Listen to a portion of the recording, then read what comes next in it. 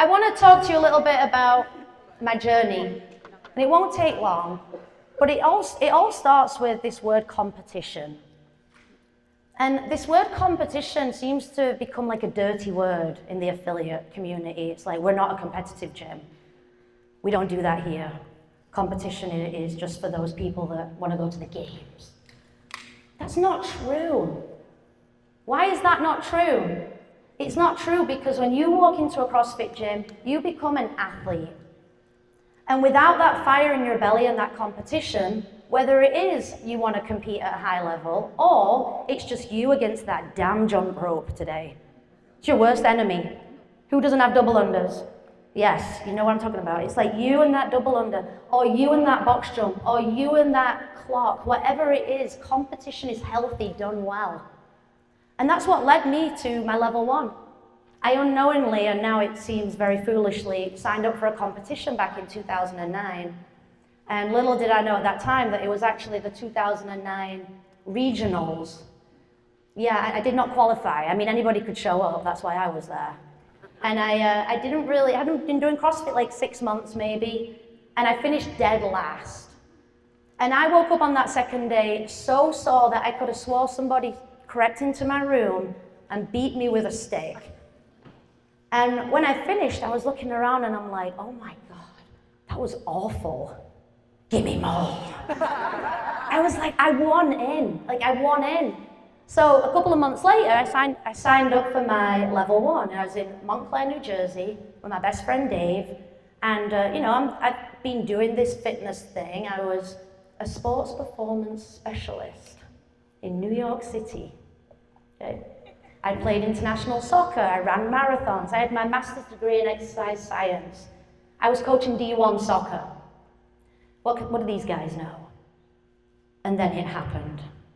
The flow master was like, okay guys, we're just gonna break out for our first movement series. It's the squats group. And I was like, okay. In 30 minutes, I learned a lot of lessons. 1, I learned that I didn't know as much as I thought I did about the squat.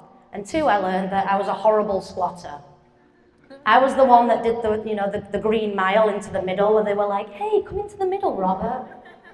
Let's take a look at your movement. And Robert's like, that was me, But it was amazing.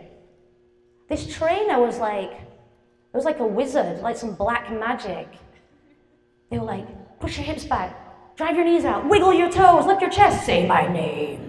I was like, Dennis! Keep pushing me. And I was like, gosh, I really would have thought I was being picked on because they kept saying my name. And then I was like, hold on a minute. Everybody else is getting that same treatment. And I'm like, must just be my group. And then I picked my head up and I looked around the rest of the room with all the other circles going on. And all their names were getting called out. And all these cues were being yelled. And it was like, they're tricky too, those red shirts. They're tricky because you'd be squatting and you'd be driving your knees out, lifting your chest and wiggling your toes and just when you're on the brink of like breaking down, like a single tear would just start to come down your eye, they'd go, you're doing so great. And I'd be like, that's being relentless while expressing empathy. That's holding the standard. And I wouldn't have had it any other way. But I was intrigued. I was like, who are these wizards? Like, how are they doing that? I've been doing all kinds of stuff. NSCA, Perform Better, ACSM. I've never had that. And it really piqued my interest. And I didn't know it that day. I could never have known it. But it changed my life. And not in the way that we talk about the level 1 in other ways on CrossFit, like weight loss or muscle mass gain, confidence. Changed my career. Because I was going this way with the traditional sense of fitness, which is fine. And then this thing threw a whole spanner in the wrench. Spanner, that's British. What do you call them? Wrench. Is it wrench? Right in there.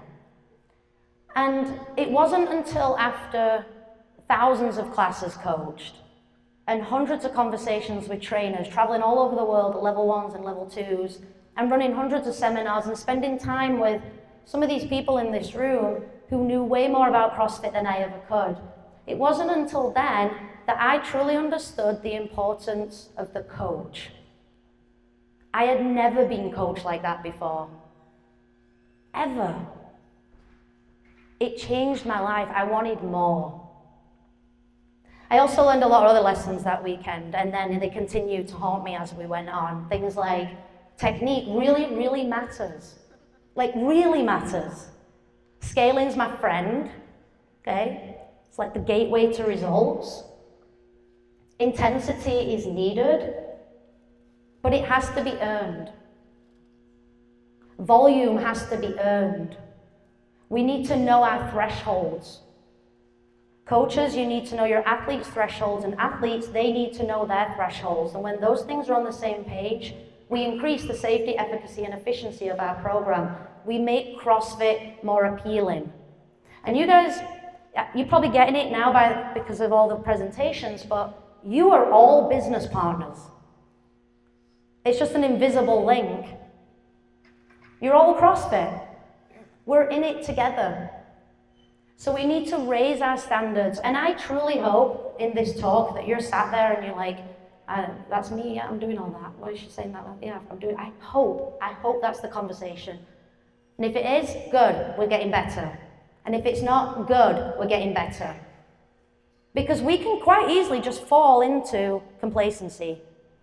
We can quite easily just become interval training and circuit training again. And don't put your scores on the board, it's not important. Don't log it. Doesn't matter what you did, just participate. Now, I'm not that mean parent that stands on the sidelines being like, put my player, Will Ferrell and like kicking. I'm not that. But I told you I'll die on the hill, the CrossFit hill. Accountability matters. And we get accountability and buy-in by logging what we do, so we can't make excuses when we don't get the results.